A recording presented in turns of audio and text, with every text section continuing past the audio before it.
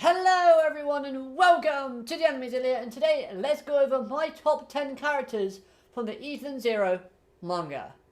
Now please note, I've only read the manga series. I have not watched the anime, so I'm up to date with the manga, therefore there may contain spoilers moving forward if you're an anime only watcher.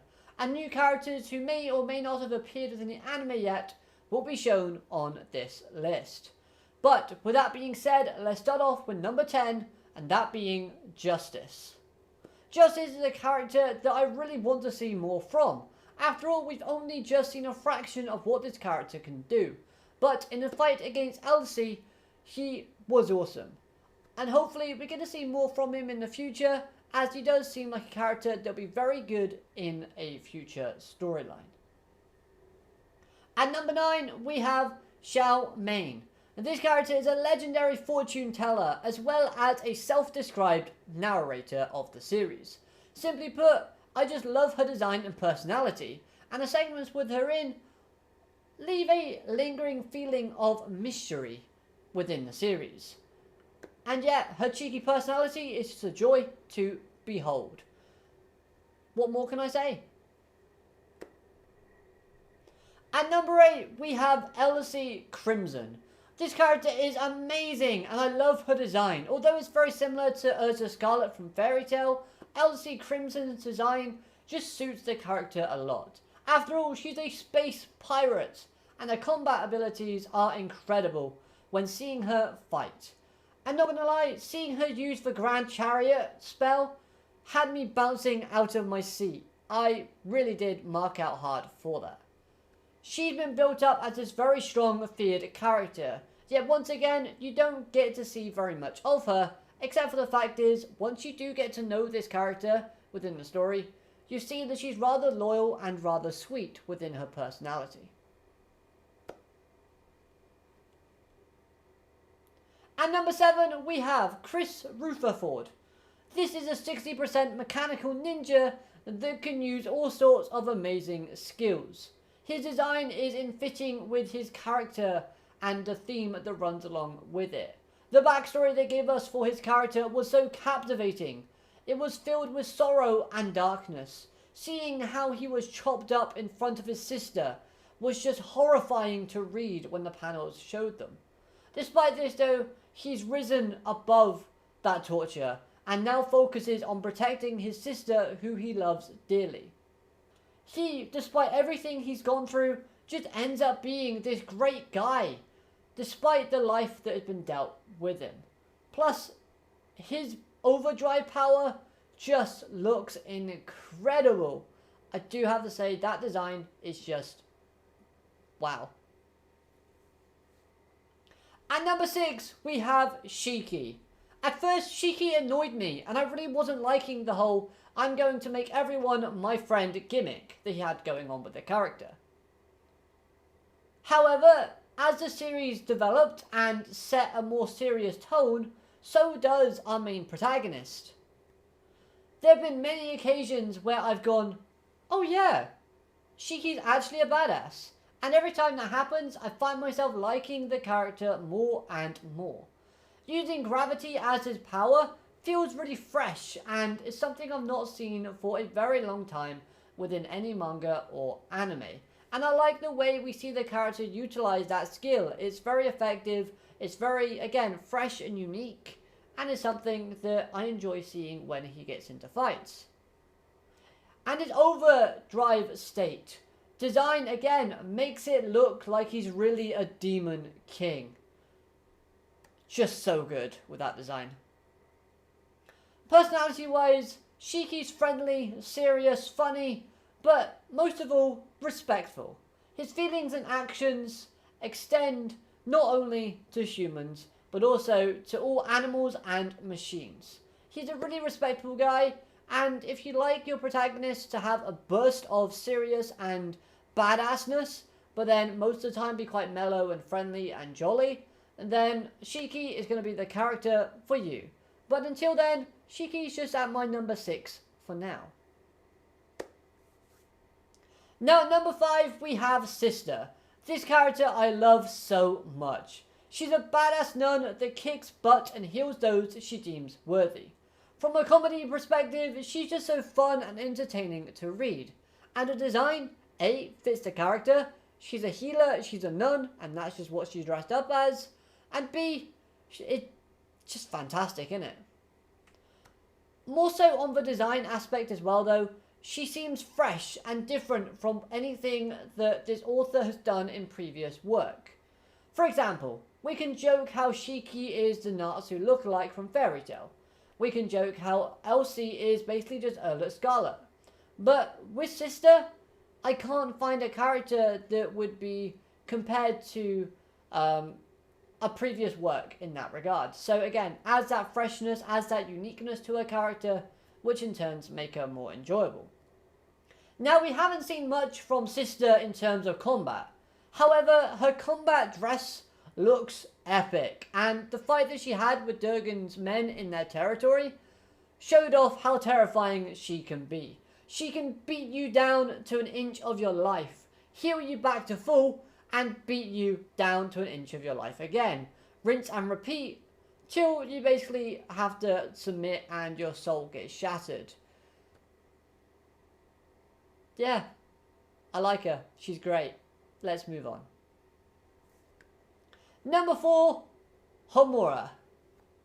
Slashing her way into number 4, we have Hamura. She's one of the newest members of the Shining Four aboard the Ethan Zero, and her personality is very bold, courageous, proud, and honourable. Her quirk is always saying her inner thoughts, and she says them out loud, forgetting that those around her can actually hear her, which I will admit many times has made me laugh while reading the series. Her traditional Japanese outfits look amazing and fits with her swordwoman theme. After all, she's the main swordswoman of the series, or of the Ethan Zero crew. And again, that Japanese attire that she has with the kimonos just fits her aesthetic and theme really nicely. The story arc revolving around her finding her master and meeting her mother in the process was so emotional and helped build her character up to be one of my favourite within this series. It really did wonders in developing Hamura's character. Now, her overdrive state has this fox-like theme to it, which makes it different and distinctive when comparing it to other overdrive forms. And this overdrive form is actually one of my favourites out of the ones that we've had announced so far. Just like the whole kind of theme that runs with it and the skills she used when she's in that state. At number 3, taking the bronze medal, we have Durgan Joe. This antagonist is just amazing. I love his ruthlessness and brutality this character brings to the series. I know it was all for developing Rebecca's leaper ability, but seeing Joe kill Shiki and enslaving the Ethan Zero crew was just insane, and I loved every second of it. When he was introduced into the series, he was built up as this ruthless character that you do not want to cross, and the story delivered on that front. You could feel the fear and torment these characters were going through when facing against this antagonist, making Joe a brilliant antagonist. His overdrive state struck fear into the hearts of the characters, and once revealed, made me as the reader question whether or not our heroes can pull out the victory here. The design was intimidating, it was intense, and it made him look like a final boss character. It's a shame he went down so early, but nevertheless, what was delivered with Joe was pretty epic. At number 2, taking the silver medal, we have Colleen Rollerfoot. As much as it pains me to put her in number 2, as I genuinely love this character, I have to do so. Colleen as a antagonist was really fun and intriguing. Her control over wind with her ether gear links to my favourite character from Fairy Tail in Wendy Marvel. And the abilities and skills she used, like swirling up everything around her and putting it in like a neat little sort of space, like pouch, was just so fun. It was so creative with the way that they expressed her abilities and powers and showcased what she can do. I like seeing her float around as well. That was kind of cute. And while on the topic of her powers, her overdrive power looked menacing.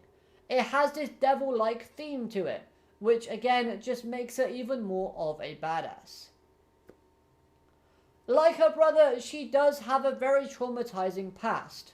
One in which took a lot of strength and effort to overcome. But once she did, the results were brilliant. Overcoming her tormented, troubled, horrific past, she managed to get some normality back into her life. And the smile she gave off was one of the most beautifulest smiles I've seen in all of manga. It was bright enough to brighten up even the darkest of rooms. Now then, there is a connection between my number 1 character and my second place character. That connection is Muller. Yes, this evil son of a B-word shouldn't even get a mention on this list, because his scumbag actions affected both Colleen and my first place number 1, which is Hermit. What can I say? This character, Hermit, is so adorable, and her smile is one of the best smiles I've seen within manga. Even better than Colleen's smile, even though I just said she's got one of the best smiles in manga. But you get the idea. I loved her development as she's gone through being this shell of her former self. She closed herself off from the outside world and from humans themselves, thanks to the harsh treatment she's had to endure, to finally regaining her spark and started to open herself up once again to other people, making new friends and getting new experiences within life. She's incredibly smart and great with technology, plus her combat outfit looks even more cuter than her normal state. It's destructive, but we haven't seen her utilize it to her full potential. It's mostly due to her development and her interactions that I find her my favourite character within Ethan Zero. So there you have it, those are my top 10 characters from this series so far. Of course the series is not over yet, so that list might change by the end of the series, but I'd love to hear what your favourite characters are at this moment in time in the comments section down below.